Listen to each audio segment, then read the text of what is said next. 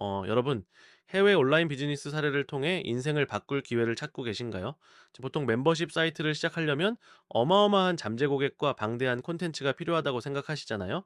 그런데 오늘 소개할 사례의 주인공은 이런 통념을 완전히 깨고 단 일주일 만에 월 1,300만 원의 안정적인 수익을 창출했습니다. 저도 이걸 보고 정말 깜짝 놀랐는데요. 이분은 멤버십 사이트를 시작하기 전까진 거의 돈을 벌지 못했지만 단 일주일 만에 300명의 회원을 모아 월 1,300만 원이라는 놀라운 성과를 거두었습니다. 무려 7년이 지난 지금도 이 수익은 매달 꾸준히 들어온다고 하니 정말 대단하죠.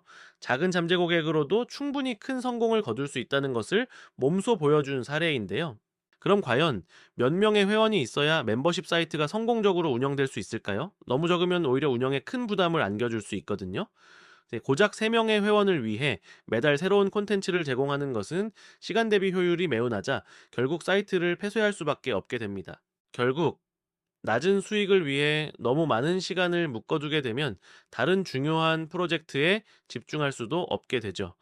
연사는 최소한 30명의 회원을 목표로 하라고 조언합니다. 이 정도가 지속 가능한 운영을 위한 최저선이라고 할 수 있습니다. 그렇다면 30명의 회원은 어떻게 모을까요? 이 연사는 월 6만 5천 원 50달러 기준으로 30명의 회원이면 월 195만 원 1,500달러의 수익이 발생한다고 말합니다. 이 정도 수익이면 주당 5시간, 즉 월 22, 5시간 정도의 노력으로 충분히 운영할 수 있다라고 해요. 한 달에 22, 25시간을 투자해서 195만 원을 번다면 정말 매력적인 제안이 아닐 수 없습니다. 물론 이보다 훨씬 많은 회원을 모을 수 있다면 더 좋겠죠. 이 연사도 처음에는 작지만 성장하는 잠재 고객으로 시작해서 놀라운 결과를 만들었으니까요.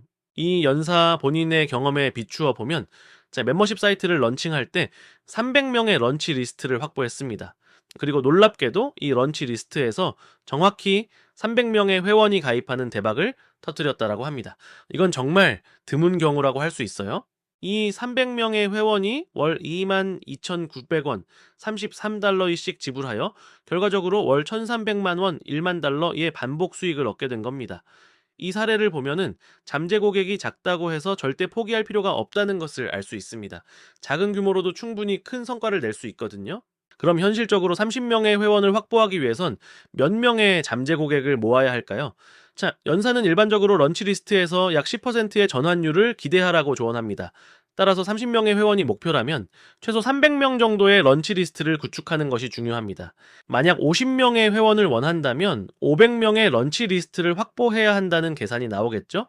런치 리스트 외에 다른 플랫폼에 소수의 잠재 고객이 있다면 더 좋은 결과를 얻을 수도 있다라고 하니 다양한 채널을 활용하는 것도 좋은 방법입니다. 다음으로 많은 분들이 고민하는 부분이 바로 콘텐츠입니다. 회원이 돈을 내는 만큼 방대한 콘텐츠를 미리 만들어 두어야 한다라고 생각하기 쉽잖아요. 하지만 이 연사는 오히려 이런 생각이 문제를 야기할 수 있다고 지적합니다.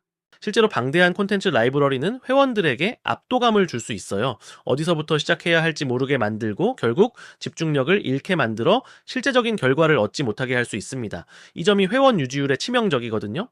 연사 본인의 7년간의 멤버십 운영 경험을 보면 초기에 콘텐츠가 집중된 커리큘럼 형태였을 때 회원 유지율이 가장 높았다라고 합니다. 하지만 나중에 콘텐츠를 계속 추가하면서 방대해지자 오히려 유지율이 낮아지는 현상을 겪었죠.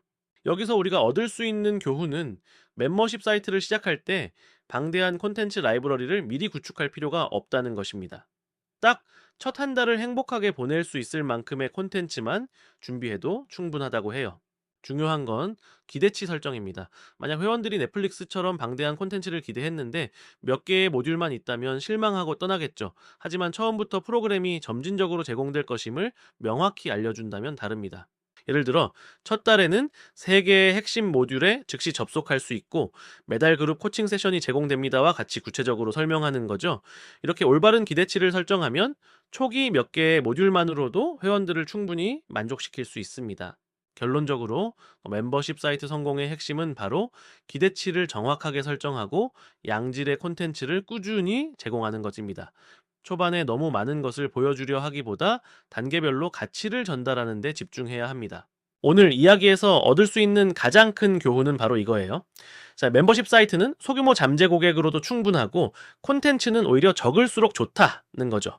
이 두 가지 핵심 원칙을 기억하면 부담 없이 시작할 수 있을 겁니다. 멤버십 사이트 런칭을 망설였던 분들이라면 오늘 내용을 바탕으로 300명의 런치 리스트를 목표로 삼고 한 달치 콘텐츠만으로 과감하게 시작해 보세요. 너무 완벽하게 준비하려다 시작조차 못하는 것보다 훨씬 중요합니다.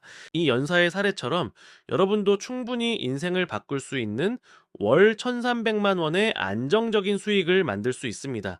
친근하지만 신뢰감 있게 올바른 기대치 설정과 꾸준한 가치 전달로 꼭 성공하시길 바랍니다.